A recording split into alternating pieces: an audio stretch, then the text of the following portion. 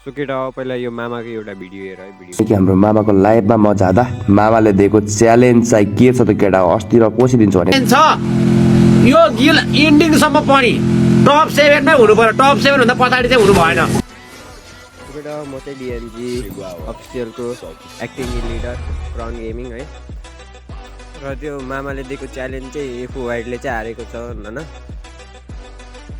म चाहिँ मामाले के भन्न चाहन्छु भनेपछि अबको इन्डिङसम्म चाहिँ हजुरले डिएनजी अफिसियललाई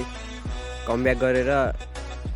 टप 7 भन्दा माथि जानुभयो भने हजुरले जे भन्नुहुन्छ त्यो मान्छु हैन यदि कमब्याक भएन भने इन्डिङसम्म पनि मामाले मलाई रिक्वेस्ट पढाउनु पर्यो अनि